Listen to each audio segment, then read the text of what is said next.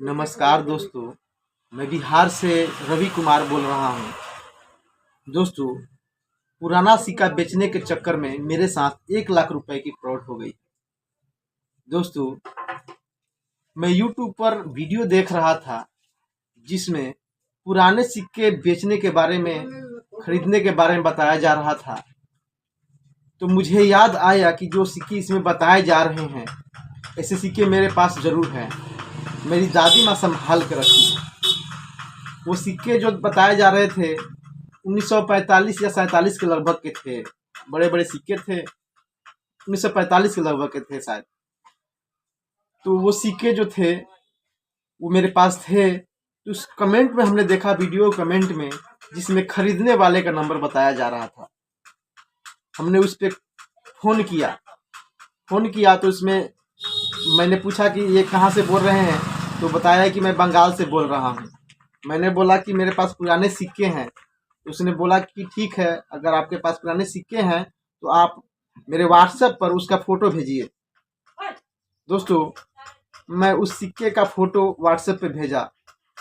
उसके बाद तुरंत ही कॉल किया उसने मुझे, बोला कि अरे भाई, इतना पुराना सिक्का तुम्हारे पास कहाँ से मिल गया? कितने सिक्के हैं तुम्हारे पास ऐसे? मैंने बोला कि मेरे पास ज़्यादा तो नहीं है, 2 ही पीस है लगभग इसमें, 2 पीस, हाँ 2 पीस है लगभग इसमें का। तो उसने बताया कि ये काम करो भाई, ये सिक्के तो बहुत कीमती हैं, तुम्हारे इस दोनों सिक्के के लगभग 25 लाख रुपए मिल जाएंगे। मुझे तो मतलब हड़बड़ी हो गई भैया दोस्तों कि इतना महंगा सिक्का मेरे पास पड़ा हुआ है, मुझे इस कीमत मालूम नहीं थी। मैंने फिर बोला कि अच्छा, इसको हमको बेचना है, फिर क्या करना होगा? तो उसने बोला कि देखो, मैं तो कलकत्ता से बात कर रहा हूँ, अगर तुमको सिक्का बेचना है तो एक काम करो कि हम यहाँ से आदमी भेजेंगे और तुम्हारे पास, और तुम उसको दे देना, पैसा दे देगा। फिर बोला कि थोड़ा देर बाद फिर कॉल करके हम बोला कि एक काम करो, तुम ये सिक्के के बारे में किसी को बताना मत कि मेरे पास ऐसे सिक्के हैं, नहीं तो चोरी हो सकता है, क्योंकि बहुत वैल्यू का ये सिक्का है। तो फिर उसने बोला कि एक काम करो, तुमको एडवांस के तौर पर 5 लाख रुपए तुमको भेज देते हैं। मैंने बोला कि एडवांस के तौर पर? तो बोला कि हाँ, एडवांस के तौर पर तुमको 5 लाख रुपए भेज देते हैं कि ताकि तुम किसी को बेचना मत। वो बहुत रिक्वेस्ट किया कि किसी से बेचना मत इस सिक्के को, हम खरीदेंगे 25 लाख रुपए में। तो मैंने कहा कि ठीक है, आप जैसा करें, पैसा भेज दीजिए। तो उसने बोला कि एक काम कीजिए, आप खाता नंबर, पैन कार्ड नंबर और आधार नंबर हमको व्हाट्सअप कीजिए, कि पैसा भेजना है तो कुछ डॉक्यूमेंट्स बनाना पड़ता है। तो मैंने क्या किया दोस्तों, अपना आधार कार्ड नंबर, पैन कार्ड और पासबुक का फ़ोटो उसको भेजा। उसके बाद दोस्तों वो कॉल करके हमको बोल रहा है कि सुनिए, एक काम कीजिए, मैं आपको 5 लाख रुपए आपके खाते में भेज रहा हूँ, लेकिन पैसा अधिक है, इसके कारण आपको कुछ कागजी कार्रवाई करनी होगी, कुछ डॉक्यूमेंट्स भरना पड़ेगा। मैंने बोला कि आखिर क्या करना होगा, बताइए हमको। तो उसने बोला कि एक काम कीजिए, पैसा तो अधिक है, इसको भेजने के लिए हमको पहले यहाँ पर कागज बनाना होगा, कुछ अपना जो काम है ऑफिशियल काम, उसको करना होगा। इसके लिए तुमको भैया पहले 20,000 रुपये भेजना होगा हमको, ये काम करके और आपको ये पैसा भेज सकूँ। मैंने बोला कि भैया एक काम कीजिए, अगर आप 5 लाख हमको दे रहे हैं तो इसी में से 10,000 20,000 जो कह रहे हैं काट लीजिए। उसने बोला कि अच्छा ठीक है, देखते हैं। फिर भैया आधा घंटा बाद में फ़ोन किया, बोला कि ऐसा नहीं हो सकता है, आपको पूरा 5 लाख के 5 लाख मिलेंगे, उसमें से हम लोग कटौती नहीं कर सकते। आप 20,000 रुपये भेजिए, ये कुछ कागजी कार्रवाई है, उसको हम कर लेते हैं, उसके बाद आपको पैसा भेज देते हैं, नहीं तो फिर नहीं भेज पाएंगे पैसा।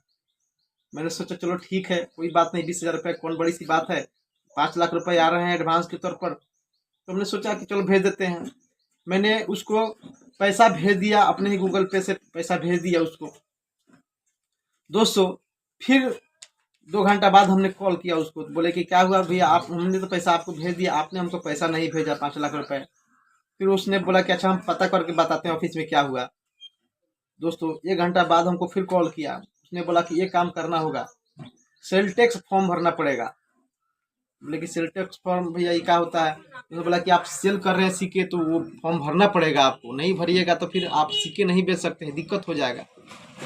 फिर दोस्तों उसने कहा कि ये काम कीजिए, आप 40,000 रुपये का ये सेल टैक्स फॉर्म भरना पड़ता है, यानी कि आप 5 लाख रुपए अभी ले रहे हैं फिलहाल, तो उसका कम से कम 10% के हिसाब से 50,000 हुआ, लेकिन 40,000 आप भरिए कम से कम। बोले कि ये कैसे होगा, तो फिर इतना पैसा तो मेरे पास है नहीं। बोला कि भैया आपको 5 लाख रुपए एडवांस के तौर पर मिल रहे, इतना नहीं कर सकते हैं आप।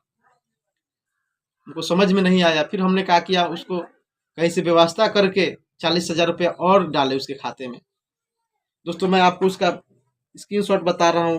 देखिए दोस्तों, देखिए जैसे जैसे उसको पैसा भेजे है ना, उसका स्क्रीनशॉट है मेरे पास दोस्तों। उसके बाद कहा कि ठीक है, अगले दिन आपका पैसा चला जाएगा। जब पैसा भेज दिया 40,000 रुपया, तो उसने बोला कि आपका पैसा कल चला जाएगा। दोस्तों मैं इंतजार करते रह गया, पैसा नहीं आया।